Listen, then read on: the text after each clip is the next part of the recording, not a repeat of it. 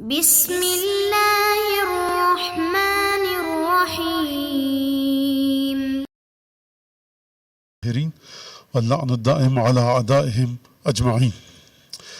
ہماری گفتگو کتاب الحجت کے بارے میں تھی اور کتاب الحجت پر تھی۔ اس میں جو کتاب الحجت میں جو ہمارا چیپٹر چل رہا تھا وہ تھا التفویض الی رسول اللہ صلی اللہ علیہ وآلہ وإلی الائمۃ علیہم السلام فی امر الدین، یعنی پروردگار عالم نے امر دین کے امور کے سلسلے میں ائمہ کو اور ان سے پہلے رسول خدا کو صلی اللہ علیہ وآلہ وسلم کو دین کا امر، دین کی تمام چیزیں سونپ دی ہیں۔ اور اس سلسلے میں ہمارے پاس جو آیت آئی وہ ایک ما آتاکم الرسول فخذوہ وما نہاکم عنہ فانتہوا۔ اس سے پہلے کہ میں اس درس کو شروع کروں، مومنین کا بہت زیادہ اصرار بھی ہے اس بات پر اور سوالات بھی ہیں کہ جو آج کل مسئلہ چل رہا ہے، اور مجلس میں نے کچھ باتیں اس پر پیش کی تھی۔ تو دیکھیے دنیا میں بہت سارے، میں 5-7 منٹ لوں گا اس پر آپ کے، کہ دنیا میں بہت سارے ادیان ہیں، بہت سارے دین ہیں، بہت سارے فرقے ہیں۔ کوئی مسلم ہے، کوئی غیر مسلم ہے، غیر مسلموں میں مختلف مذاہب ہیں، کوئی کسی خدا کو مانتا ہے، کوئی اپنے خدا کو کس طرح سے ڈیفائن کرتا ہے۔ مسلمانوں میں مختلف فرقے ہیں، اور جب بھی مشکل آتی ہے تمام کے تمام فرقے، ادیان، دین یہ اپنے لحاظ سے دعا کرتے ہیں۔ لہٰذا آسمانی ادیان میں دعا کے بارے میں کسی بھی قسم کی کوئی بحث کی گنجائش نہیں ہے۔ ہم آتے ہیں اسلام پر اور نبی کریم صلی اللہ علیہ وآلہ وسلم کے لائے ہوئے دین پر، قرآن پر، اور پھر اس کے بعد جو اہل بیت علیہ السلام کی روایات ہیں اس میں نے جیسا کہ عرض کیا کہ کاز اینڈ ایفیکٹ، علت اور معلول، یعنی کوئی چیز کسی چیز کا سبب قرار پائے، یہ ائمہ نے اس بات کو ایکسیپٹ کیا ہے، دین نے اس کو ایکسیپٹ کیا ہے۔ اور سب سے پہلی جو کتاب ہے ہماری اصول کافی، یعنی جو کسی انسان نے لکھی ہے، ائمہ کی احادیث کو منتخب کر کے اور چن کے اور اس میں جمع کیا ہے۔ ویسے قرآن کے بعد ہم کہتے ہیں کہ اخت القرآن، یا قرآن کے بعد جو چیزیں ہیں وہ ائمہ کی کتابیں جیسے صحیفہ سجادیہ، نہج البلاغہ یا مصحف فاطمہ، میں اس حوالے سے بات نہیں کر رہا۔ جو انسانوں نے لکھی ہے اس میں سب سے پہلا چیپٹر جو شیخ کلانی رضوان اللہ تعالیٰ علیہ نے نقل کیا ہے، ائمہ علیہم السلام اور رسول خدا صلی اللہ علیہ وآلہ وسلم کی احادیث کی روشنی میں، وہ ہے کتاب العقل والجہل۔ یہاں جہل عقل کے مقابلے میں آیا ہے۔ عقل یعنی ناپ تول کر کام کرنا، یعنی سمجھ بوجھ کے مطابق کام کرنا، اور عقل کی بہت ساری ڈیفینیشنز ہیں۔ پہلے چیپٹر اصول کافی کا یہ تھا جو یہاں پر جس کا پورا درس گزر چکا اور تدریس ہوئی تھی الحمدللہ، اور یہاں پر ہمارے دوست ہیں انہوں نے آڈیو اس کی ریکارڈ بھی میرے خیال سے کی ہے۔ تو اس میں سب سے پہلے عقل ہے، کئی طرح کی عقل ہے، ایک دین کے سلسلے میں عقل، دنیا کے سلسلے میں عقل، حتیٰ یہاں پر ائمہ کی طرف سے یہ حد چیز بھی آئی ہے کہ ترک التجارت، جو شخص بازار میں مارکیٹ میں بیٹھنا چھوڑ دے، تجارت کرنا چھوڑ دے، یہ کیا ہے؟ یہ عقل کو لے کر چلی جاتی ہے، ختم کر دیتی ہے۔ یعنی خود ائمہ اس بات کو سمجھ رہے ہیں، مان رہے ہیں، اپنے چاہنے والوں کو پیغام دے رہے ہیں۔ تو یہ جو تمام کی تمام چیزیں ہوئیں، اس میں کوئی روحانی علاج بتا رہا ہے، قرآن کے ذریعے، دعاؤں کے ذریعے، زیارت عاشورہ، زیارت وارثہ، صلوات کثرت سے پڑھیں، استغفار کریں، صدقہ دیں، خیرات دیں، قربانی کریں۔ ایک اس کے ساتھ ساتھ ائمہ نے جو ہمیں سیرت سے ملتا ہے، سمجھایا ہے، وہ کاز اینڈ ایفیکٹ کو مانیے، اور کاز اینڈ ایفیکٹ کو مان کر احتیاطات کیجیے۔ کاز اینڈ ایفیکٹ مطلب یہ چیز فلاں چیز کا سبب قرار پاتی ہے، تو جہاں تک ہو سکتا ہے بری چیزوں کے اسباب سے ہم بچیں تاکہ ان بری چیزوں کے مسببات سے ہم بچ سکیں۔ یہ ائمہ نے اس طرح سے اس کو بیان کیا ہے۔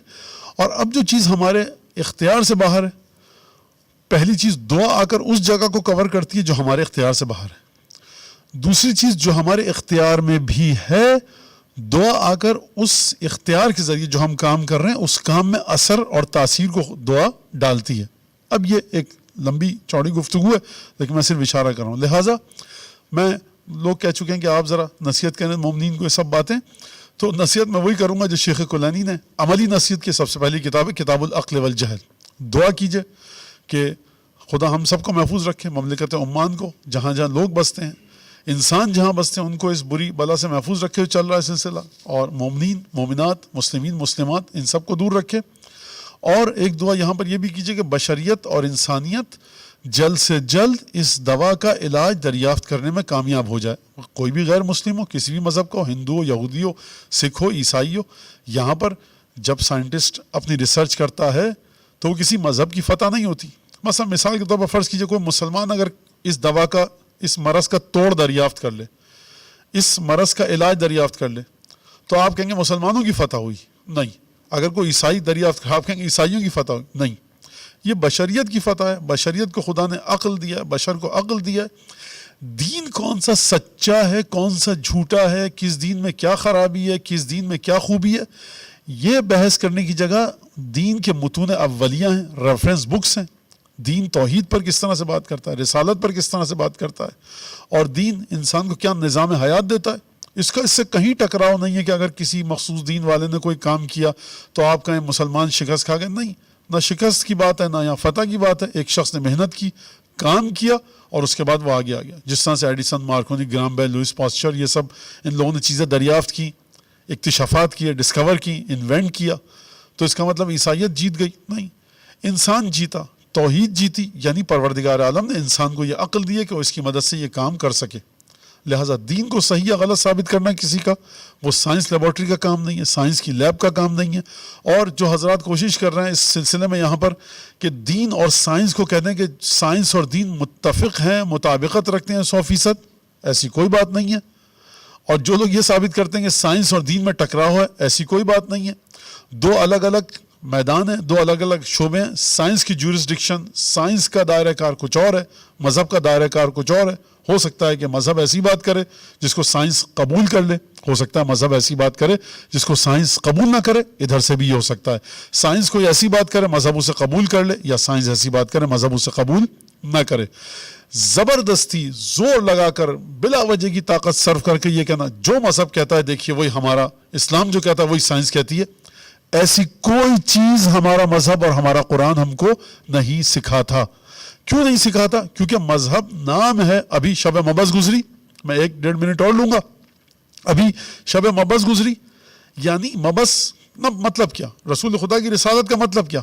حقائق جس طرح سے ہیں وہ جوں کے تو نازل ہو گئے ہیں. سائنس کا مطلب کیا؟ ایکسپیریمنٹ. سائنس کا مطلب کیا؟ لیب میں جاتے ہیں آپ، لیبوریٹری میں جاتے ہیں آپ. سائنس کو ایکسپیریمنٹ کے ذریعے 1,500 2,000 10,000 دفعہ ایک تجربہ کرتے ہیں، ایکسپیریمنٹ کرتے ہیں، نتیجے کو دیتے ہیں، تھیوری پیش کرتے ہیں. ایک اس کے بعد اس تھیوری پر کام ہوتا ہے، وہ تھیوری پروف کی جاتی ہے، اس کے خدشے، اس کے شگاف تھیوریز کے پر کیے جاتے ہیں. اس میں مسلسل ایک ارتقاء، ایک تکامل ہوتا ہے، ایولیوشن ہوتا ہے. غلط پھر صحیح، پھر صحیح کو غلط کہا جاتا ہے، پھر غلط کو صحیح کہا جاتا ہے. اور یہ انسان کی ایک یوں کہیے معراج ہے، انسان کی بلندی ہے جو پروردگار عالم نے عطا کی. سائنس کو ہمیں ماننا پڑے گا، ایکسیپٹ کرنا پڑے گا کہ وہ اپنے ایک طریقے پہ چلتی ہے، ایک راستے پہ چلتی ہے، اس کی اپنی ایک اہمیت اور حیثیت ہے. تو ہم جو کہہ رہے ہیں کہ سائنس اور مذہب ایک ہیں، ہم اس وقت فی الحال اس دور میں نہیں کہہ سکتے، کیونکہ سائنس نام ہے تجربات کی بنیاد پر نتائج کو قائم کرنے کا. مذہب نام ہے جوں کا تو حقیقت کا عالم غیب سے نازل ہونے کا. جو چیز جوں کی تو نازل ہو گئی اس کو ہم کس طرح سے مقابلے میں لائیں؟ جو چیز انسان اور بشر کے تجربے کے ذریعے ثابت ہوگی. نہ میں یہاں پر مذہب کی بالادستی کو ثابت کرنا چاہ رہا ہوں، نہ میں سائنس کی توہین کرنا چاہ رہا ہوں. میں اسٹیٹ آف ایکویشن، یہ جو ہمارے پاس قضیہ آیا ہے، میں اس کی ذرا ماہیت کو آپ کے سامنے پیش کرنا چاہ رہا ہوں کہ بلا وجہ اپنی طاقتوں کو صرف مت کیجئے. ہاں، روحانی علاج بالکل عقیدہ رکھتے ہیں ہم کیا ہندو ہو، سکھ ہو، عیسائی ہو، جین ہو، گوتم بدھ کا ماننے والا ہو، کسی بھی مذہب کا ماننے والا ہو، اگر وہ جنت جہنم کو مانتا ہے، قیامت کو مانتا ہے، عالم غیب کو مانتا ہے، اس کا چلانے والا کوئی خدا ہے، اللہ تبارک و تعالی ہے، تو وہ دعا پر بھی یقین رکھے گا. ہر شخص اپنے لحاظ سے دعا کرے، آزاد ہے. اہل بیت کا طریقہ دعاؤں کا بتا دیا گیا. الحمدللہ مراجع کا سب سے پہلا جو نصیحت آمیز اور نصیحت آموز جو خط آیا ہے وہ یہ آیا ہے کہ آپ تمام ڈاکٹرز کی ایڈوائس پر، نصیحتوں پر عمل کیجئے، اور اس کے ساتھ ساتھ صدقہ دیجئے، خیرات کیجئے، لوگوں کی مدد کیجئے، ثواب کے کاموں کو انجام دیجئے احتیاط کے ساتھ. یعنی جہاں پر دین کہہ رہا ہے کام کیجئے، وہاں پر وہ کہتا ہے ماسک لگائیے، دستانے پہنیے، اپنے ہاتھ کو جو آپ نے باہر ٹچ کیا، چھوا کسی چیز سے منہ میں لے کے مت جائیے. یہ چیز دین نے بتائی ہے. مراجع اسی بات کو ان کے لیٹرز میں، خطوط میں موجود ہے. لیکن اس کے ساتھ ساتھ خدا پر ایمان رکھیے، توکل کیجئے، دعاؤں کی طرف جائیے، جو کہ میں نے بتایا 7 دفعہ دل پر ہاتھ رکھ کر الحمد پڑھیے. کل کوئی مذاق اڑا ہے کہ مولانا کہنا 7 دفعہ دل پہ ہاتھ رکھ کر الحمد پڑھیے، سائنٹسٹ بیچارے دیوانے ہو رہے ہیں اور مولانا اس طرح سے کہہ رہے ہیں. نہیں، ہم سائنٹسٹ کی کاوشوں کا احترام کرتے ہیں بالکل، اور سلام ہے اس سائنسدان کو جو محنت کے ساتھ، محنت کے بعد اس کا علاج دریافت کرنے میں کامیاب ہو جائے. لیکن ہم کہتے ہیں کہ کیونکہ ہم ایک خدا کو مانتے ہیں، جس طرح سے ہندو، سکھ، عیسائی، جین، بدھسٹ، یہودی، کسی بھی مذہب کو ماننے والے خدا کو مانتے ہیں، ہم بھی خدا کو مانتے ہیں. اور ہم کہتے ہیں کہ دعا ایک خاص طاقت عطا کرتی ہے. اگر آپ دعا کے سب سے نچلے درجے پہ بات کریں تو دعا آپ کو ڈٹرمنیشن دیتی ہے، دعا آپ کی روح میں ایک طاقت کو دیتی ہے، دعا آپ کے مورائل کو بلند کرتی ہے، اسپریچولی، مورلی آپ کے اندر ایک ایسی طاقت پیدا کرتی ہے کہ جو آپ مشکلات کا مقابلہ کرنے کے لیے تیار ہوتے ہیں. اگر آپ کو یقین ہو جائے کہ پروردگار عالم میرا حامی و مددگار ہے، آپ گھبرائیں گے نہیں کسی بھی صورت میں، آپ پریشان نہیں ہوں گے. جب پریشان نہیں ہوں گے اسٹریس نہیں آئے گا. میں یہ بتا رہا ہوں کہ دعا کا دنیاوی ضابطہ اور دنیاوی نقطہ نظر سے اگر دیکھا جائے تو کم از کم آپ یہ مانیے دعا یہ کرتی ہے. لیکن دعا کی حقیقت کیا ہے؟ بہت آگے کی بات ہے. ائمہ نے کیا فرمایا، روایتیں میرے پیش نظر ہیں لیکن ادھر جانا نہیں چاہ رہا. لہٰذا ہم جب یہ کہتے ہیں قرآن پڑھیے، فلاں سورہ پڑھیے، استغفار، کثرت صلوات، سونے سے پہلے حدیث قصہ، صبح کو حدیث قصہ، امام حسین کے مصائب گھر میں پڑھیے. آپ کے جو گھر کے لوگ ہیں جو آپ کے ساتھ رہ رہے ہیں، لیجئے سائنٹسٹ پریشان ہو رہے ہیں، مولانا کہہ رہے ہیں امام حسین کے مصائب پڑھیے مسئلہ حل ہو جائے گا. ہم نے یہ کب کہا میرے بھائی عزیز کہ اگر آپ مصائب پڑھیں گے تو وہ تمام کی تمام ایک اس طرح سے ہوگا جس طرح سے آپ غلط معنوں میں لے رہے ہیں. ہم جو یہ بات کہتے ہیں وہ اس وجہ سے کہ آپ کے اندر ایک طاقت آئے گی. پروردگار عالم ہمارے عقیدے کے مطابق پسند کرتا ہے مصائب کو، ذکر مصائب حسین ابن علی کو. ذکر مصائب حسین ابن علی کے وجہ سے بلائیں دور ہوتی ہیں، جس طرح سے دعا کے ذریعے بلا دور ہوتی ہے. حسین ابن علی علیہ السلام کے مصائب کا ذکر مجسم دعا ہے. لیکن ہم جب یہ کرتے ہیں تو ہم اس کے ساتھ ساتھ ان سائنٹسٹ حضرات کے لیے بھی دعا مانگتے ہیں کہ وہ جو پروسیس اور پروسیجر لمبا ہو رہا ہے جلد سے جلد مختصر ہو اور وہ اس کا علاج دریافت کرنے میں کامیاب ہو جائیں. یعنی ہم خدا پر بھی یقین رکھتے ہیں، اسی وجہ سے ہم سائنسدانوں کی ذہانت پر بھی ہم کو یقین ہے کہ یہ اس خدا جبار نے، اس خدا منان و حنان و قیوم نے اور حی نے یہ چیزیں عطا کی ہیں سائنٹسٹ حضرات کو کہ جس کے ذریعے وہ جلد از جلد علاج کو دریافت کرنے میں کامیاب ہو جائیں گے. تو بس یہ بات تھی بڑی جو مجھے کہنی تھی. ہم آتے ہیں دوبارہ اپنے درس کی طرف کہ چوتھی روایت تھی اس چیپٹر کی. کون سی روایت؟ چوتھی روایت کہ جس میں چھٹے امام نے فرمایا تھا اپنے بعض اصحاب کے لیے کہ رسول خدا کو پروردگار نے ادب سکھایا، ان کے ادب کو بڑا خوبصورت کیا، خوبصورتی عطا کرنے کے بعد کمال پر پہنچایا، پھر اس کے بعد کا انک لعلی خلق عظیم. یہ بات تھی. اور پھر یہ بات ہوئی کہ پھر رسول خدا کو خدا نے دین سونپ دیا. تفویض کا لفظ استعمال کیا یہاں پر امام معصوم علیہ الصلوۃ والسلام نے، چھٹے امام نے. تفویض کا معنی میں نے آپ کو بتایا کہ تفویض دو طرح کی ہوتی ہے. ایک غلط تفویض ہے جس کا ہمارے دین سے، قرآن سے کوئی تعلق نہیں. ایک صحیح تفویض ہے جس کی جانب امام اشارہ فرما رہے ہیں، یعنی رسول خدا کو اختیار دیا گیا خدا کی طرف سے. اس کا مطلب نہیں کہ خدا کے ہاتھ بن گئے، نہیں. اس کی تشریح پچھلے ہفتے ہو چکی کسی حد تک. لیسوس عبادہ، تاکہ رسول خدا بندگان خدا کو، خدا کے بندوں کو ان کے امور کو چلائیں، دنیاوی، دینوی، اخروی، عقبائی، تمام کے تمام جو چیزیں بندگان خدا کو ضرورت ہے رسول خدا ان امور کو انجام دیں. جس کے بعد پروردگار نے فرمایا ما آتاکم الرسول فخذوہ وما نہاکم عنہ فانتہوا، جس سے جو اللہ کا رسول تمہیں کہہ دے اس کو لے لو، جو دے اس کو لے لو، اور جس سے روک دے اس سے رک جاؤ. اب اگلا جملہ چھٹے امام کا اس روایت کے مطابق جو نقل ہے یہاں پر اس کتاب میں، ان رسول اللہ صلی اللہ علیہ وآلہ وسلم، یقیناً رسول خدا صلی اللہ علیہ وآلہ وسلم، کانا، تین صفتیں بتائیں چھٹے امام نے رسول خدا کی. تین صفات. پہلی صفت مسددن، دوسری صفت موفقن، تیسری صفت مؤیدن بروح القدس. مسدد کا مطلب کیا ہوتا ہے؟ مسدد کا مطلب ہے، مسدد نکلا ہے صد سے، سین دال دال، صد. مسدد کا مطلب ہم اردو میں ایک لفظ استعمال کرتے ہیں، سد باب ہو گیا، اس بیماری کا سد باب ہو گیا. یعنی کیا مطلب؟ یہ جو دروازہ تھا یہ بند ہو گیا.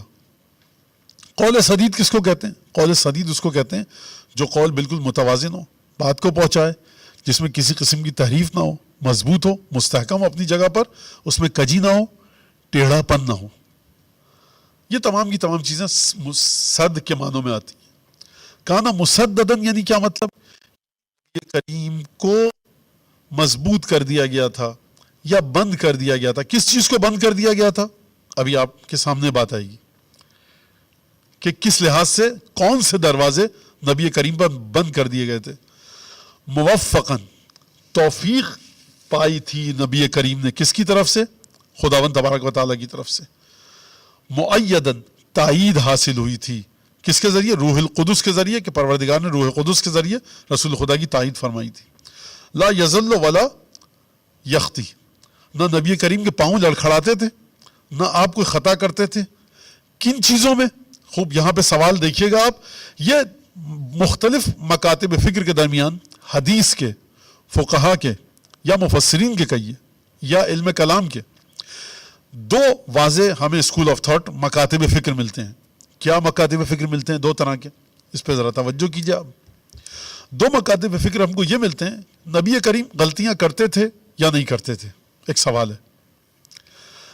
اگر نعوذ باللہ، اب میں دو اسکول آف تھاٹ، دو مکاتب فکر آپ کے سامنے پیش کر رہا ہوں.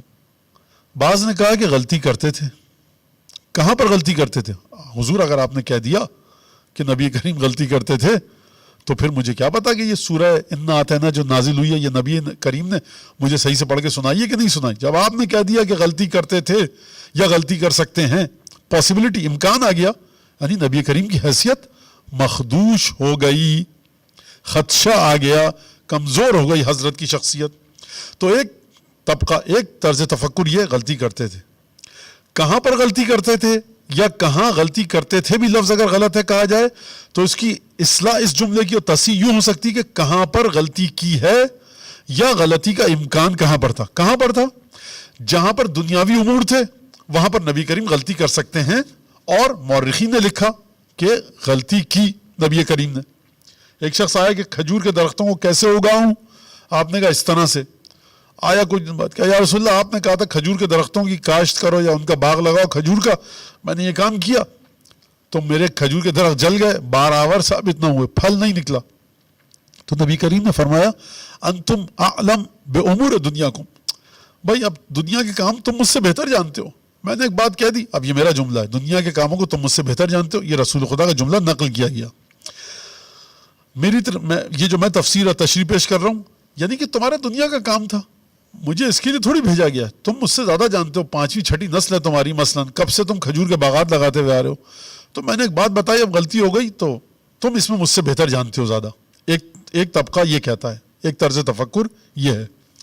ایک طرز تفکر جو اس روایت میں اور جو ائمہ علیہ السلام اہل بیت کی یہاں سے ملتا ہے ہمیں، وہ کیا ہے؟ وہ یہ ہے کہ نبی کریم کسی بھی کام میں غلطی نہیں کر سکتے. اگر دنیا کا سب سے ماہر ترین کاشتکار، فارمنگ کرنے والا کھجور کے درختوں کی، وہ آ کر رسول خدا سے بھی پوچھے تو رسول خدا اس کے بھی کھجور کے درخت کی فارمنگ اور کاشت اور زراعت، اس کی غلطیاں بھی رسول خدا بتا سکتے ہیں. کیونکہ ہماری یہ پچھلے چیپٹر میں گزرا کہ جمیع ما یحتاجہ الیہ الناس، جتنی بھی چیزوں کی لوگوں کو ضرورت ہے وہ ائمہ کو، رسول خدا کو بتا دی گئی ہے. تو کھجور کی درخت کا کاشت کرنا بھی ایسا ہی ہے. یا رسول اللہ، مثال کے طور پر میں اپنی بھیڑوں کو کہاں پر چراؤں، وہاں پر یا یہاں پر؟ تو رسول خدا بتائیں گے اور صحیح بتائیں گے. ہاں اب آپ کی اور میری سمجھ میں، فہم میں غلطی ہو یہ ایک الگ چیز ہے، لیکن نبی کریم کسی بھی چیز میں غلطی نہیں کر سکتے اور نہ کی اور نہ غلطی کا امکان ہے. یہ تو ہمارا عقیدہ اور جو یہاں سے ملتا ہے، اور جس کو قرآن سے پہلے عقل ثابت کرتی ہے. عقل کہتی ہے کہ رسول میں یہ خصوصیت ہونی چاہیے، ورنہ اگر امکان ہے غلطی کا رسول خدا کی شخصیت میں تو جب بھی رسول خدا کوئی سوال کا جواب دیں گے تو مجھے ہمیشہ یہ امکان ہے، یا رسول اللہ یہ آپ نے یہی کہا ہے نا؟ رسول خدا فرمائیں گے ہاں یہی کہا ہے. پکی بات ہے، غصے میں تو نہیں ہیں آپ، ابھی سو کے اٹھ کے آئے، نیند کا غلبہ تو نہیں ہے، ذہن پر خمار آلود تو نہیں ہے، ذہن نیند کا خمار ہو. ارے بھائی یہی سوال کا جواب، کیونکہ یا رسول اللہ آپ غلطی تو کر سکتے ہیں نا. تو آپ یہ بتائیے کہ مسلمانوں کی زندگی میں کیا مشکلات پیش آئیں گی اس سے؟ ایک بات. دوسری بات یہ کہ وہ جگہ کہ جہاں پر ہم بات کو کسی اور طرح سے سمجھ رہے ہیں، ہماری بات رسول خدا یا ہمارا نظریہ، ہماری سوچ رسول خدا سے ٹکراتی ہے تو ہم پریشان ہو جائیں گے. رسول خدا غلطی تو نہیں کر رہے. ہم نے رسول خدا سے پوچھا کہ یا رسول اللہ گرمی کے مہینوں میں شام قافلہ لے کر جائیں؟ رسول خدا کہہ رہے ہیں نہیں، سردی کے مہینوں میں لے کر جاؤ. ہم تو آج تک گرمیوں میں لے کے جاتے تھے شام کی طرف قافلہ تجارت کا. فرض کیجیے ہم مدینے میں رہتے 1400 سال پہلے، تو یہ رسول خدا سے غلطی ضرور ہوئی ہے، مت لے کے جاؤ، پوچھو، چیک کرو. رسول خدا نے بتایا اور بتا کر رسول خدا چلے گئے سفر پہ. اب آپ کس طرح سے عمل کریں گے اس بات پر؟ تو یہ سب چیزیں آئیں گی. ایک تو بات یہ، اور یعنی اس کا نتیجہ کیا نکلے گا؟ مسلمان اس طرح سے یقین کامل کے ساتھ رسول خدا کی بات پر عمل نہیں کر سکتے. کئی دفعہ ان کو ویریفائی کروانی پڑے گی بہت سادہ الفاظ میں. دوسری بات یہ کہ اگر غلطی کا امکان ثابت ہو جائے، تو جب غلطی کا امکان ثابت ہو گیا اور آپ نے کہہ دیا کہ رسول خدا نے یہ غلطی کی تھی، اس کا مطلب ہے کہ ہمیشہ یہ امکان موجود ہے. امکان کا مطلب کیا ہے؟ ہمیشہ یہ امکان موجود ہے، پاسبلٹی ہے. لہٰذا جب بھی کوئی چیز آئے گی، آیت نازل ہوگی، حکم شرعی بتائیں گے رسول خدا، تو وہاں پر اس بات کا امکان موجود ہے. آپ قرآن کو بے عیب ہونا ثابت کرنا چاہتے ہیں. قرآن اس وقت تک بے عیب نہیں ہو سکتا. قرآن اس وقت تک قیامت تک رہنے والی کتاب نہیں ہو سکتی. قرآن اس وقت تک آسمانی کتاب نہیں ہو سکتی جب تک کہ آپ رسول خدا کو غلطی سے مبرہ نہ مان لیں. سامنے والا آ کر کہتا ہے بالکل صحیح. ہم کہتے ہیں جہاں تک رسول خدا وحی آئی تھی، احکام شریعہ سے تعلق تھا، قرآن کی نزول کے بارے میں، قرآن کی آیات بتانے میں، قبر قیامت کے بارے میں، دین اور دینداری کے بتانے میں، تدین کے بتانے میں، وہاں تک رسول خدا کوئی غلطی نہیں کریں گے. لیکن دنیا کی جو چیزیں ہیں ان کے اندر رسول خدا غلطی کر سکتے ہیں. لیکن یہ حدیث کیا کہہ رہی ہے؟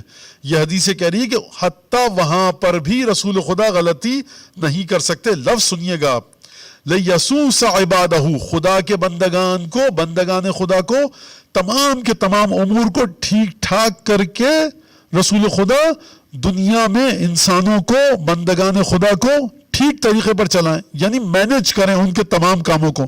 اگر کوئی شخص بجٹ بنا رہا ہے کسی ملک کا اور رسول خدا سے کہے کہ یا رسول اللہ بجٹ میں کیا کیا خرابیاں ہو سکتی ہیں، تو رسول خدا یہ بھی بتا سکتے ہیں جس کا وحی سے کوئی تعلق نہیں ہے. کیونکہ ہمارا جو کانسیپٹ ہے وہ کیا کانسیپٹ ہے کہ رسول خدا حجت ہیں.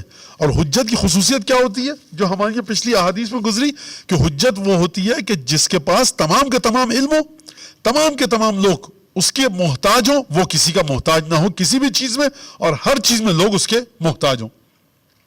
ایک تو بات یہاں تک یہ بات آ گئی. لہٰذا یہ دو چیزیں ہم نے بتا دی.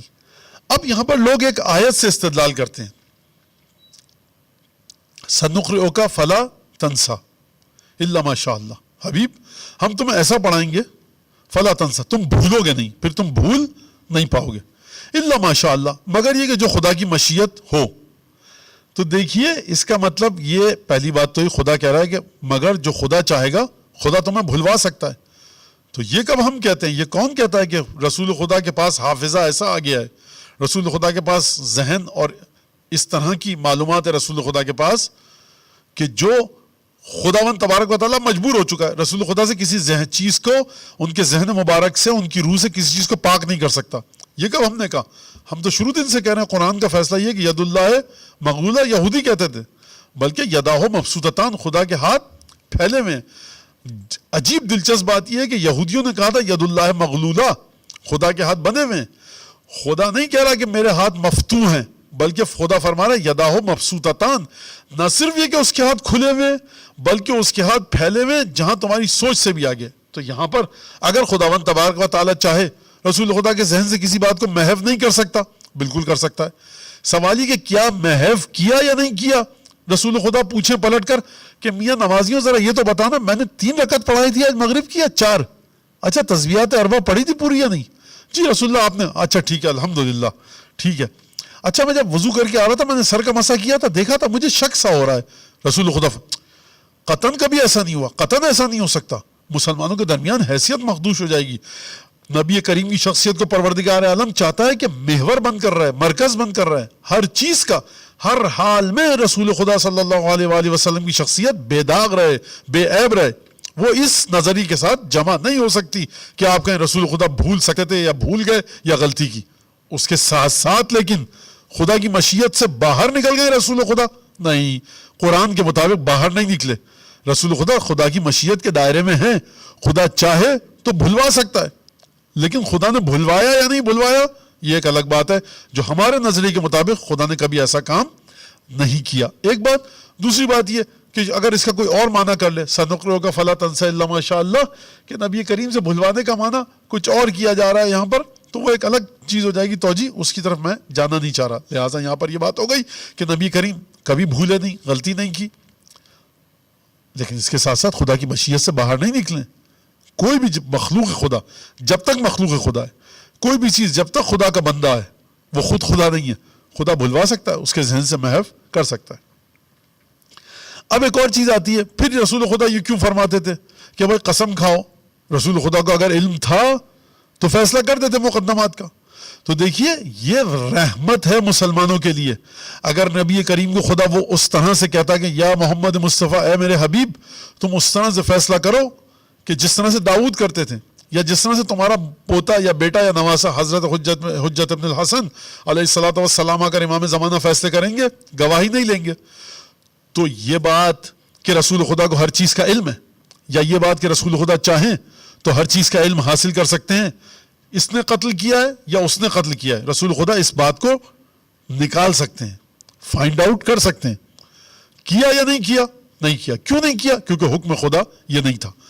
رحمت للعالمین بن کے آئے تھے. رحمت کا تقاضا یہ ہے انما اقضی بینکم بالبینات والایمان. دیکھو رسول خدا فرما رہے ہیں میں تمہارے درمیان جو فیصلے نپٹاتا ہوں مقدمات کے، وہ گواہوں کے ذریعے اور تمہاری قسم کے ذریعے. لہٰذا خوب سوچ کر گواہ لایا کرو، اور خدا کا خوف رکھ کر، خدا کے کو سامنے رکھ کر، تقوی الہی کو اختیار کر کے قسم کھایا کرو. جھوٹی قسمیں مت کھایا کرو. مجھے حکم یہ دیا گیا کہ میں یہ کام کروں.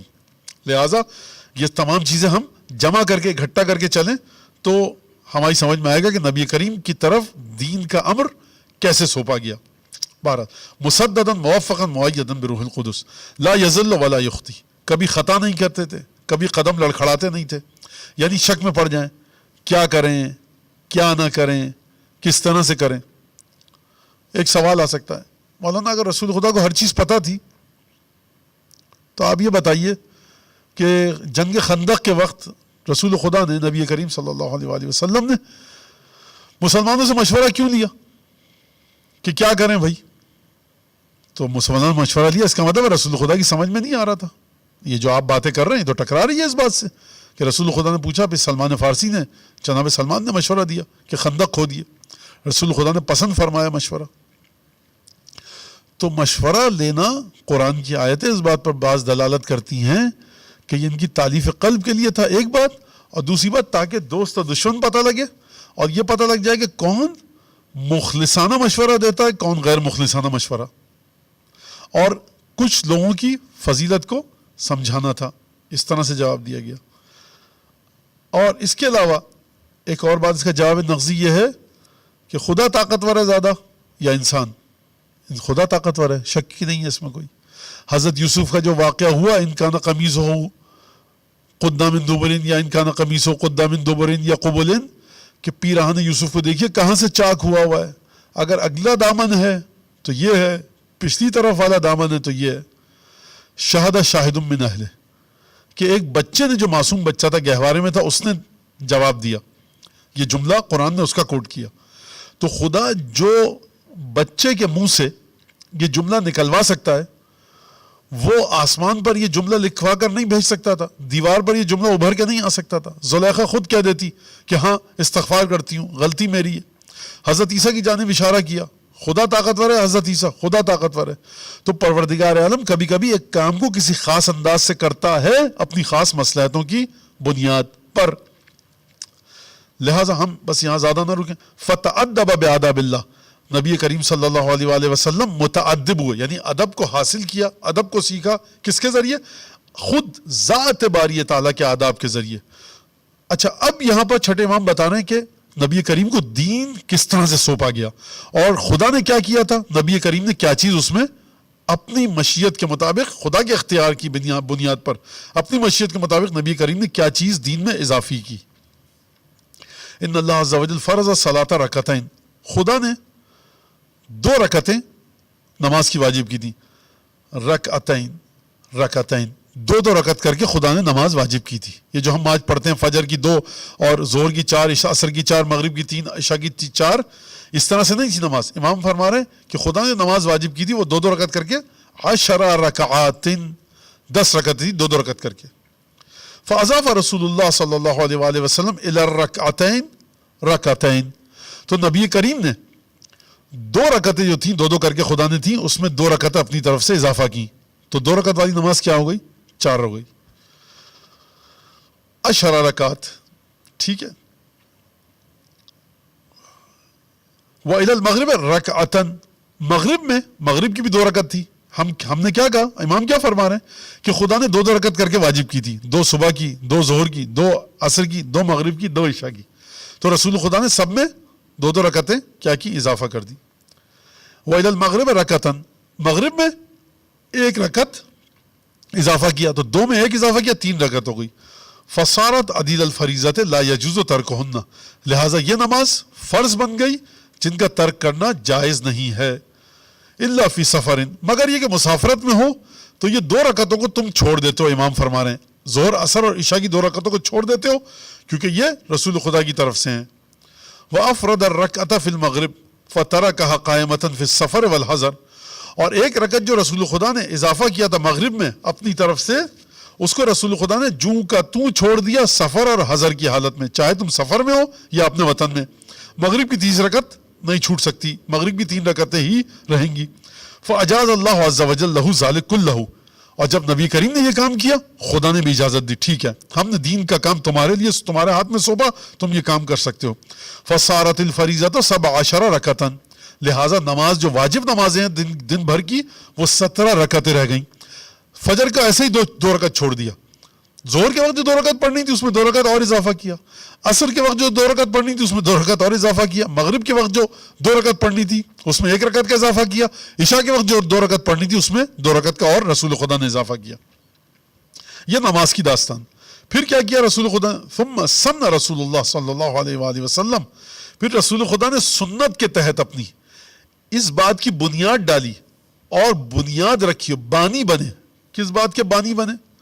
النوافل 34 رکعتاً، رسول خدا نے 34 رکعت کیا کیا؟ نافلے کی بنیاد ڈالی. مثل الفریضہ، فریضے کی طرح، جس طرح سے فریضہ میں کیا یہاں پر بھی رسول خدا نے یہ کام کیا. فَأَجَازَ اللَّهُ عَزَّ وَجَلَّ لَهُ ذَلِكَ، تو خدا نے بھی اس کی اجازت دی. والفریضہ والنافلہ 51 رکعتاً، تو 51 رکعت نماز ہو گئی نافلہ ملا کر اور واجب نمازیں ملا کر. منہا رکعتان بعد العتمۃ جالساً، انہی رکعتوں میں سے جو رسول خدا نے اضافہ کیا اپنی طرف سے، کیونکہ خدا نے اختیار دیا تھا، وہ 2 رکعتیں ہیں جو عشاء کے بعد بیٹھ کر پڑھی جاتی ہیں. تعد برکعۃ مکان الوتر، کہ جن 2 رکعتوں کو بیٹھ کر جو پڑھی جاتی ہیں وتر کے بجائے 1 رکعت کے بجائے شمار کیا جاتا ہے. یعنی 1 رکعت جو آپ وتر کی پڑھتے ہیں اس کے بدلے 2 رکعت جو عشاء کے بعد نافلہ ہوتی ہے اس کو مان لیا گیا. وفرض اللہ فی السنۃ صوم شہر رمضان، رسول خدا نے پروردگار عالم نے 1 سال میں رمضان کے روزے واجب کیے. سن رسول اللہ صلی اللہ علیہ وآلہ وسلم صوم شعبان، رسول خدا نے شعبان کے روزوں کو بھی اسی طرح سے رکھا. سنہ کا مطلب کیا ہے؟ واجب نہیں کیا، رسم ڈالی، ریت ڈالی. جو امام کے الفاظ ہیں دیکھیے آپ کیا فرما رہے ہیں. فرض اللہ رمضان، ماہ مبارک رمضان کے بارے میں فرما رہے ہیں فرض اللہ، اور شعبان کے بارے میں فرما رہے ہیں سنہ، واجب ہوئے رسول خدا کی طرف سے رمضان کے روزے. رسول خدا نے شعبان کے روزوں کی ریت ڈالی، اپنی سنت میں شامل کیا. وَثَلَاثَةَ أَيَّامٍ فِي كُلِّ شَهْرٍ، اور ہر مہینے میں، اسلامی مہینے میں 3 روزوں کی رسم و رواج ڈالا، سنت ڈالی اپنی سنت کے تحت. کس طرح سے؟ مثل الفریضہ، یعنی جس طرح سے فرض ہوئے تھے روزے اسی طرح سے رسول خدا اس کو بھی رکھتے تھے.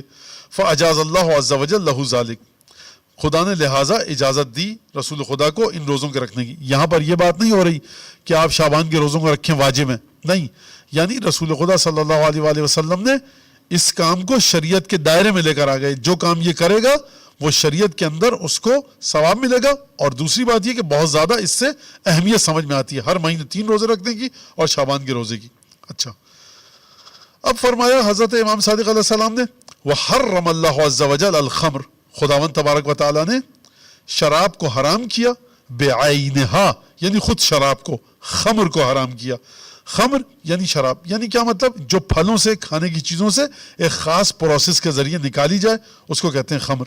رسول خدا نے کیا کام کیا؟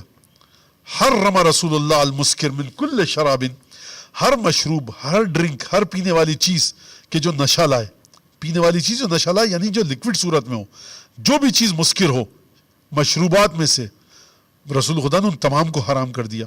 فاجاز اللہ لہ ذلک کلہ، تو اللہ تعالیٰ نے بھی اس بات کو مان لیا. وعاف رسول اللہ صلی اللہ علیہ وآلہ وسلم اشیاء، رسول خدا نے بہت سی چیزوں کو معاف کر دیا، امت پر سے ہٹا لیا. وکرہھا ولم ینہا عنہا نہی حرام، رسول خدا نے بہت سی چیزوں کو معاف کر دیا، امت سے کہا تم یہ کر رہے ہو کر لو، لیکن رسول خدا نے ناپسند ضرور فرمایا. مثلا مثال کے طور پہ سینے کے بل سونا، اوندھے منہ اوندھا ہو کر سونا، رسول خدا نے پسند نہیں فرمایا، لیکن امت سے کہا کہ مجھے تو، یعنی میں اپنے الفاظ میں بیان کر رہا ہوں، مجھے پسند نہیں ہے، لیکن بہرحال سو جائے امت. وَلَمْ يَنْهَ عَنْهَا نَهْيَ حَرَامٍ، منع نہیں کیا حرام قرار دیتے ہوئے، بلکہ منع کیا کس طرح سے منع کیا؟ انما نہا عنہا نہیہا اعافت و کراہت، منع کیا ان چیزوں سے نہیہ اعافت، یعنی منع کر رہا ہوں لیکن بہرحال اختیار تم پر ہے.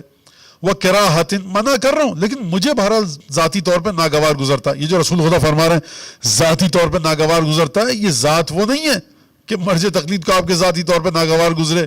آپ کہیں بھائی فتویٰ تو آپ کا نہیں ہے نا حرام کا ہے کراہت کا، وہ کہے گا نہیں تو پھر ٹھیک ہے کرتے رہیے، لیکن یہاں پر رسول خدا کو جو ناپسند ہے تو بہتر یہ ہے کہ نہ کیا جائے.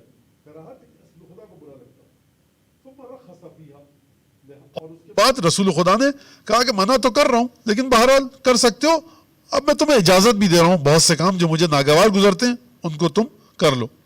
ثم رخص فیہا فصار الاخذ برخصہ، لہٰذا سلسلہ شریعت کا یہ ہوا کہ رسول خدا نے جہاں پر رخصت دی، رخصت مطلب رسول خدا نے جہاں پر اجازت دی، رسول خدا نے جہاں پر چھوڑ دیا ہم کو آزاد، باوجود اس کے کہ بتایا تھا مجھے ناگوار گزرتا ہے، لہٰذا دین کا سلسلہ یہ ہوا کہ وہاں پر ان کاموں پر کو انجام دیا جانے لگا کہ جہاں پر رسول خدا نے ہم کو چھوٹ دی ہے، اگرچہ رسول خدا کو برا لگتا ہے لیکن رسول خدا نے معاف کیا اپنی رحمت کے صلے میں ہم کو، اپنی رحمت کی وجہ سے. فصار الاخذ برخصہ واجبا علی العباد، عجیب بات ہے. اب رسول خدا نے کہا کہ مجھے دیکھو مسواک بہت اچھا، فجر کے اذان کے بعد سے لے کر طلوع آفتاب تک، سورج نکلنے تک روز سونا برا لگتا ہے، مجھے اوندھے منہ سونا برا لگتا ہے. پیٹ بھرا ہوا ہے تمہارا؟ جی یا رسول اللہ. میں فرض پہ بتا رہا ہوں سمجھانے کے لیے. پیٹ بھرا ہوا ہے؟ جی بالکل. سیر ہو؟ جی بالکل فل. تو دیکھو ہمیں برا لگتا ہے کہ اب تم مزید کھاؤ، کسی نے کھا لیا، میں نے کھا لیا، آپ نے کھا لیا، تو یہ کیا ہے؟ برا تو لگ رہا ہے رسول خدا کو لیکن یہ حرام نہیں ہے. اب دیکھیے چھٹے امام کیا فرما رہا ہے، عجیب جملہ ہے. لہٰذا دین کا نظام یہ ہوا فصار الاخذ برخصہ واجبا علی العباد، لہٰذا کوئی شخص یہ نہیں کہہ سکتا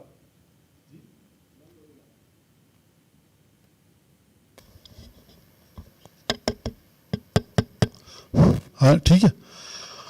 اچھا اب یہاں پر مسئلہ ہے بھائی رسول خدا نے کہا کہ تم کر لو یہ کام کر لو، لیکن ہمیں ناگوار لگتا ہے.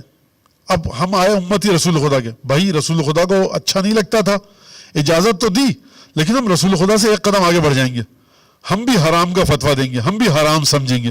نہیں کر سکتے آپ پر واجب ہے کہ رسول خدا نے جہاں پر آپ کو آزاد چھوڑا ہے آپ اس بات میں آزاد ہی رہیے. فقی بھی وہاں پر یہ نہیں کر سکتا، فقی کہے گا مکروہ ہے، نہ کیجئے تو بہتر ہے، کر لیجئے تو گناہ نہیں ہے. واجب ہے فقی پر کہ رسول خدا کی رخصت یعنی آزادی سے فائدہ اٹھائے، یا یوں کہیے رسول خدا نے جہاں پر آزاد کیا ہے اس آزادی کے دائرے میں مقید ہو گیا فقی، اس سے آگے جا سکتا ہے نہ پیچھے آ سکتا ہے. تو لہٰذا فصار الاخذ برخصہ واجبا علی العباد، رخصت رسول خدا سے کو اخذ کرنا واجب ہو گیا آپ پر، یعنی آپ پر واجب ہے کہ رسول خدا کو ناگوار گزرتا تھا اوندھے منہ سونا، ناگوار گزرتا تھا، اور رسول خدا نے کہا کہ مجھے ناگوار تو لگتا ہے، برا لگتا ہے، لیکن تم لوگ سو سکتے ہو. تو ہم پر بھی واجب ہے کہ اس بات کو اسی طرح سے بیان کریں. اور فقی جو کہتا ہے مکروہ ہے، قبلہ مکروہ ہے آپ کا فتویٰ ہے، جی تو میں کرتا ہوں، ہاں کر لو، گناہ نہیں ہے، عذاب نہیں ہوگا، لیکن نہ کرو تو بہتر ہے. تو ارے حضور تو آپ ایک دفعہ فتویٰ دے دیجئے حرام کا. نہیں، ہم پر واجب ہے کہ جس طرح سے رسول خدا نے یہ کام اس کام کے سلسلے میں اپنی مرضی بتا کر گئے ہم اسی طرح سے اس کام کو انجام دیں. یعنی واجب ہو گیا بندگان خدا پر کہ رسول خدا کی رخصت یعنی اجازتوں کو ان کے مطابق چلیں. اب وہ فتویٰ عمل وہ جو بھی چیز آپ سمجھ جائیں گے آپ لوگ، واضح. کا وجوب ما یاخذون بنہیہ وعزائمہ، جس طرح سے واجب ہے بندگان خدا پر کہ رسول خدا نے جہاں پر منع کیا ہے اس کو تھام کر رہے ہیں. اور عزائم، دیکھیے ایک لفظ روایت میں استعمال ہوا عزائم، ایک لفظ استعمال ہوا یہاں پر رخص. رخص جمع رخصت کی، عزائم جمع عزیمت کی. کیا مطلب؟ ہم اردو میں کہتے ہیں حضور اجازت ہے رخصت کی، عربی میں رخصت کا معنی ہی اجازت دینے کے ہے. یعنی اگر آپ کہیں کہ رخصت ہم کہتے ہیں کوئی جا رہا ہے کوئی شخص، لیکن جب عربی میں یا فارسی میں کہتے ہیں کہ بڑا افسر کوئی جنرل کرنل کوئی بریگیڈیئر کہے چھوٹے اپنے فوجی سے جس کے کیپٹن سے یا کسی صوبیدار سے حوالدار سے کہ مرخص ہو تم. مرخص کا مطلب کیا ہے؟ یعنی آزاد ہو، اجازت ہے تمہیں، اب یہاں سے نکل سکتے ہو، جو کرنا ہے کرو. تو رخص کا مطلب آزادی. عزائم نکلا ہے، عزائم جمع عزیمت کی. عزیمت کا مطلب کیا ہے؟ یعنی امام حسین عازم ہوئے مکے کی طرف، امام حسین نے عزم کیا مکے کا. ہم گزرے ابھی 28 رجب سے، یعنی اب یہاں پر ہے اور یہ کام ہونا، یہاں پر کوئی دوسری چیز نہیں ہے. ٹھیک ہے، لہٰذا آسان لفظوں میں سمجھیے. عزائم کا مطلب یہ لازمی طور پر یہ کام کرنا ہے. رخص کا مطلب یہ آزاد ہو تم. تو جس طرح سے ہمیں رسول خدا کی رخصت پر عمل کرنا واجب ہے، اسی طرح سے رسول خدا کے عزائم اور نواہی، یعنی جہاں پہ روکا رسول خدا نے، اس کو بھی اسی طرح سے لینا ہم پر واجب ہے. پوری بات رسول خدا کے گرد گھوم رہی ہے کہ رخص بھی رسول خدا کی، عزائم بھی رسول خدا کے. عزائم کا مطلب کیا ہے؟ یعنی صبح کی نماز شب کی طرح نہیں ہے، مرضی ہے آپ کی، پڑھیں نہیں پڑھیں، نہیں عزائم ہے، یہ پڑھنی ہے، ہمیں پسند بھی ہے صبح کی نماز اور ہم نے چھوٹ بھی نہیں دی ہے تم کو، پڑھو اٹھ کر. فطرہ، خمس، ہاں خمس مرضی ہے. وہ جو فتووں میں اختلاف ہے، فرض کیجئے جب ڈیٹ آئے گی دینا، مثلا فرض کیجئے آج رسول خدا اس طرح سے فرما دیں، جب تاریخ آئے گی دینا، یا رسول اللہ ابھی دینا چاہتا ہوں، دے دو ابھی، ٹھیک ہے. لیکن فطرہ اس طرح سے دو، خمس اس طرح سے دو. یہ ہمارا عزائم ہے، ہمارے، ہم نے تمہیں طریقہ بتایا کہ تمہیں دینا ہے اس طرح سے. خمس کے اندر ہم نے یہاں چھوٹ دی، فطرے میں وہاں چھوٹ دی. تو خمس کی چھوٹ کو آپ فطرے میں نہیں لا سکتے، فطرے کی چھوٹ کو آپ خمس میں نہیں لا سکتے. ہو سکتا ہے کسی پر خمس دینا واجب نہ ہو سکتا ہے، لیکن اس کے اوپر جیسا کہ ہوتا ہے فطرہ دینا واجب ہو. تو وہاں پہ چھوٹ ہے، آپ خمس کیوں نہیں دے رہے؟ صاحب وہ ہم پر واجب ہی نہیں تھا. ارے 4 روپے تھے، واجب دے دیتے. فطرہ آپ کے اوپر 500 روپے واجب آپ نے دے دیا، وہاں پر چھوٹ تھی، نہیں دینا تھا ہم کو، یہاں پر چھوٹ نہیں ہے. لہٰذا رسول خدا کے عزائم اور رسول خدا کی نواہی، یعنی جب منع کیا ہے اس کو بھی اسی طرح سے لینا واجب ہے جس طرح سے رخصت کو لینا واجب تھا. بہرحال آسان الفاظ میں جہاں رسول خدا نے آزادی دی ہے آپ وہاں پر آزادانہ چلیے پھریے، اور جہاں رسول خدا نے آپ کو مقید کیا ہے وہاں پر آپ پر مقید رہنا واجب ہے. جہاں آزادی دی ہے وہاں آزاد رہنا واجب ہے. خوب توجہ کیجیے گا، میں یہ نہیں کہہ رہا کہ رسول خدا نے آزادی دی ہے نماز شب نہ پڑھنے کی تو آپ پر نماز شب نہ پڑھنا واجب ہے. کوئی یہ سوال کر سکتا ہے، میں یہ نہیں کہہ رہا. میں کہہ رہا ہوں کہ آپ کو سمجھنا ہے اس کو کہ آزاد ہیں ہم نماز شب پڑھنے میں، آزاد ہیں ہم نماز جعفر تیار پڑھنے میں، ہم آزاد ہیں درود پڑھنے میں، پڑھیں یا نہ پڑھیں، کیونکہ رسول خدا نے آزاد کیا ہے، ہم کو واجب نہیں کیا.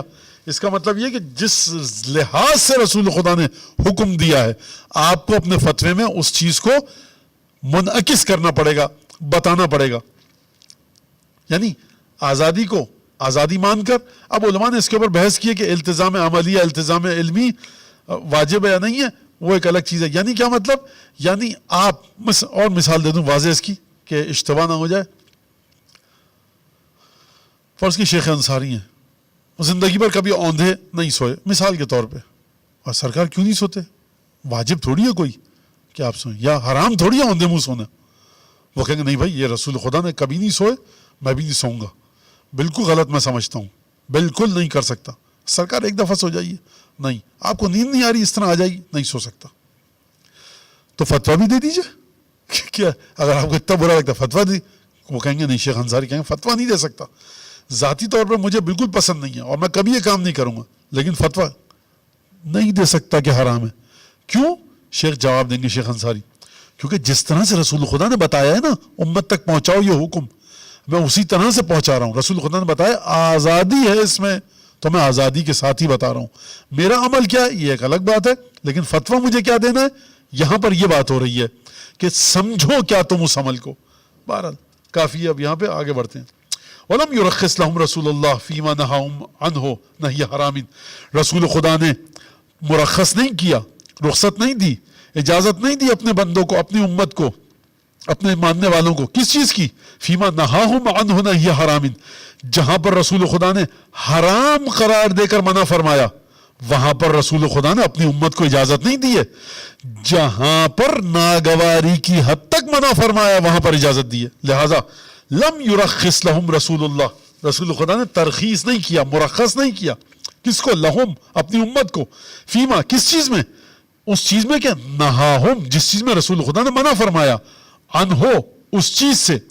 کون سی نہیں فرمائی؟ یہ مفعول مطلق ہے, اس کا مفعول مطلق نوعی.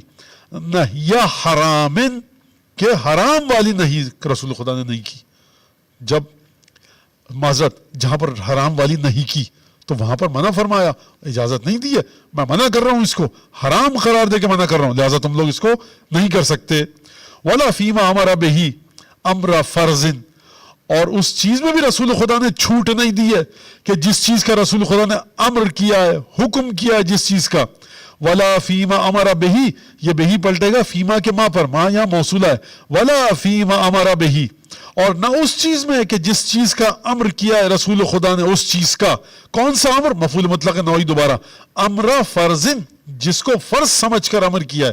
امر فرض مضاف مضاف الیہ, امر فرض, فرض کر کے امر کیا, وہاں پر بھی رسول خدا نے چھوٹ نہیں دی ہے. لازمن صفت آئی ہے فرض کی, فرض لازم قرار دے گا جس کو امر کیا اس میں بھی چھوٹ نہیں دی. فَكَثِيرُ الْمُسْكِرِ مِنَ الْأَشْرِبَةِ نَهَاهُمْ عَنْهُ نَهْيَ حَرَامٍ, کتنے ہی سیال لکوڈ نشے والی چیزیں مشروبات میں, ڈرنکس میں, جو کہ مایہ ہیں پانی کی طرح, شربت کی طرح. کثیر مسکر, بہت سارے مشروبات میں سے مسکرات ہیں کہ نہاؤں مانو, جن سے منع فرمایا رسول خدا نے, حرام قرار دیتے ہوئے منع فرمایا. لم یرخص فیہ لأحد, اور کسی کو بھی اس میں اجازت نہیں دی کہ تم پی لو. ولم یرخص رسول اللہ لأحد تقصیر رکعتین اللتین ضمہما الی ما فرض اللہ عز وجل, اور اس چیز میں بھی رسول خدا نے چھوٹ نہیں دی. کس چیز میں؟ کسی کو بھی. کس چیز میں چھوٹ نہیں دی کسی کو بھی؟ تقصیر رکعتین, ان 2 رکعتوں میں چھوٹ نہیں دی کہ ان 2 رکعتوں کو قصر کر دو. کون سی 2 رکعتیں؟ ضمہما, کہ جن 2 رکعتوں کے ساتھ, ضمہما, جن کو رسول خدا نے ضمیمہ کیا تھا. ہما پلٹ رہا ہے کس پر؟ ان 2 رکعتوں پر جو رسول خدا نے ضمیمہ کی تھی. 2 رکعتیں رسول خدا نے کس کے ساتھ ضمیمہ کی تھی؟ ان 2 رکعتوں کے ساتھ کہ جو خدا نے واجب کی تھی. امام فرما رہے ہیں وہ 2 رکعتیں, جن 2 رکعتوں کے ساتھ خدا نے رسول خدا نے اپنی 2 رکعتوں کو ضمیمہ کیا تھا, وہ 2 رکعت جو آسمان سے آئی تھی, اور وہ 2 رکعتیں جو رسول خدا نے ضمیمہ کی تھی. آسمان والی 2 رکعتوں کو, خدا والی 2 رکعتوں کو رسول خدا نے اس میں کسی کو چھوٹ نہیں دی کہ تم تقصیر کر لو, قصر کر لو. میں دوبارہ عبارت پڑھ رہا ہوں. وَلَمْ يُرَخِّصْ رسول اللہ صلی اللہ علیہ وآلہ وسلم لِأَحَدٍ تقصیر رکعتین اللتین ضمہما, یہ ہما پلٹ رہا ان 2 رکعتوں پر کہ جو رسول خدا نے واجب کی ہیں. اِلَى مَا فَرَضَ اللَّهُ عَزَّ وَجَلَّ, رسول خدا نے ضمیمہ کیا تھا کن کے ساتھ؟ جو خدا نے واجب کی تھی. خدا نے کون سی واجب کی تھی؟ پہلی اور دوسری. رسول خدا نے پہلی اور دوسری رکعت میں کسی کو چھوٹ نہیں دی ہے. بل الزمہم ذالک الزاما واجبا, اور رسول خدا نے سب کو لازمی کیا. کس طرح سے لازمی کیا؟ وہ لازمی کرنا جو واجب کے ساتھ لازمی رہتا ہے. لم یرخص لأحد فی شیء من ذالک, اور کسی کے لیے بھی اجازت نہیں دی رسول خدا نے کہ 2 رکعتوں کو جو رسول خدا نے ضمیمہ کی تھی ان کو چھوڑ دے. کس کے لیے؟ الا للمسافر, مگر مسافر کے لیے.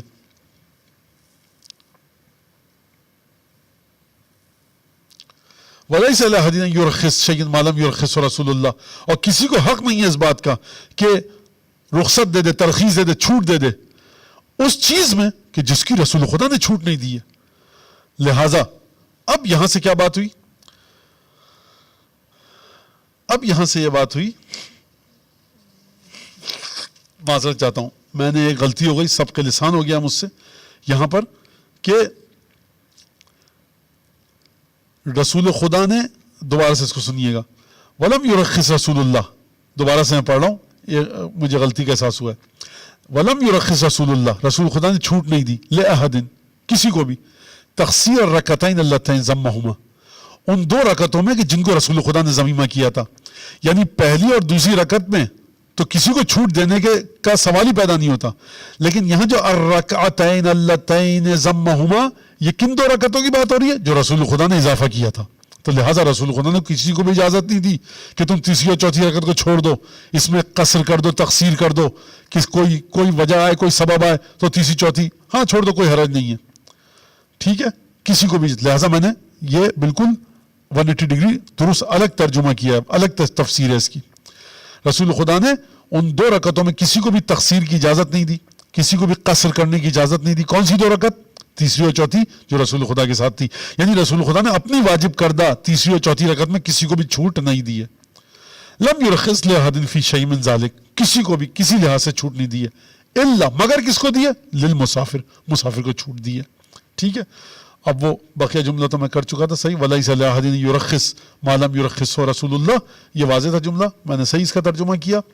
लिहाजा अब जब ये सारी बातें फरमाई इमाम ने, तो आखिर में फरमा रहे हैं इस हदीस के मुताबिक, फवाफक अम्र रसूलिल्लाह, लिहाजा मुवाफिक पा गया, मुताबिक पा गया, हू बहू एक सा हो गया, जू का तू है, जैसे खुदा का अम्र है उसी तरह से रसूल खुदा का अम्र है। फवाफक अम्र रसूलुल्लाह सल्लल्लाहु अलैहि वसल्लम अम्र अल्लाह अज़्ज़ वजल, लिहाजा रसूल खुदा का अम्र खुदा के अम्र के मुवाफिक है, व नहयहु नहय अल्लाह अज़्ज़ वजल, और रसूल खुदा की नहीं अल्लाह तबारक व तआला की नहीं के मुवाफिक है। वजब अलल इबाद अत-तस्लीम लहू का तस्लीम है लिल्लाह तबारक व तआला, और खुदा के बंदों पर वाजिब है कि वो रसूल खुदा सल्लल्लाहु अलैहि वसल्लम की बारगाह में उसी तरह सर तस्लीम को खम कर दें, उनके हुक्म को उसी तरह से माने जिस तरह से अल्लाह ताला के हुक्म के आगे सर को झुका देते हैं। खूब तवज्जो कीजिएगा। अब यहाँ पर एक जुमला है, यहाँ पर बस आखिरी, बस इससे आगे हम नहीं जा सकेंगे आज। फवाफक़ अम्र रसूलिल्लाह, फवाफक़ा, ये फ़ा तफ़री है, नतीजा लिया जा रहा है, वाफ़क़ा बाब मुफ़ाला से, फवाफ़क़ा मुवाफ़िक़त हो गई, मुवाफ़िक़ करार पाया। क्या चीज़ मुवाफ़िक़ करार पाई? अम्र रसूलिल्लाह, वाफ़क़ा का फ़ाइल है, अम्र रसूलिल्लाह किसके मुवाफ़िक़ करार पाया? अम्र अल्लाह अज़्ज़ वजल, खुदा के अम्र के। ये कैसे हुआ? देखिए, आप कह सकते हैं कि तीसरी चौथी रकत तो रसूल खुदा लाए थे, अल्लाह ने तो नहीं कहा था, तो ये कहाँ से? हम तफवीज़ के चैप्टर में, ए मोहम्मद मुस्तफ़ा, गोया के समझाने के लिए कह रहा हूँ, ए हबीब, हमारे हबीब, तुमने तीसरी चौथी रकत को वाजिब कर दिया। हाँ परवरदिगार, मैंने वाजिब कर दिया। ठीक है, ये जो ठीक है खुदा ने कहा, ऐसा कुछ हुआ नहीं, मैं समझाने के लिए कह रहा हूँ। तो खुदा के अम्र के मुवाफिक करार पाया रसूल खुदा का अम्र, यानी खुदा ने कहा था जो मोहम्मद मुस्तफ़ा कहें वो करो, माताकुम रसूल फखुज़ूहु, मोहम्मद मुस्तफ़ा तीसरी चौथी रकत दी, शाबान के रोजे दिए, हर महीने के 3 रोजे दिए, ठीक है, करो इसको, अंजाम दो। रसूल खुदा ने जो कहा, खुदा ने उस पर मोहर तस्दीक लगाई। लिहाजा रसूल खुदा के हुक्म के मुवाफिक खुदा का हुक्म है, खुदा के हुक्म के मुवाफिक रसूल खुदा का हुक्म है। लिहाजा खुदा और रसूल खुदा के दरमियान जुदाई कोई नहीं कर सकता। जिस तरह से खुदा के हुक्म के आगे सर तस्लीम खम कर देना है, उसी तरह से रसूल खुदा के हुक्म के आगे भी सर तस्लीम खम कर देना है। और इसके बावजूद भी लोग अगर पूछते थे कि ये हुक्म आपने दिया नमाज रोज़ा, तो ये भी आपने दिया है हुक्म, यानी ये चीज़ गलत है, यानी रिसालत को लोग नहीं समझ पाए। इस हदीस को पढ़ने के बाद हमें अंदाज़ा होता है। तो यहाँ पर बात ख़त्म हो गई हमारी। वसल्लल्लाहु अला सय्यिदिना मुहम्मद व अहले बैतिही तय्यबीन ताहिरीन। सब्सक्राइब कीजिए जिक्र टीवी और इस इल्म के सफर में हमारे कदम के साथ कदम मिलाइए।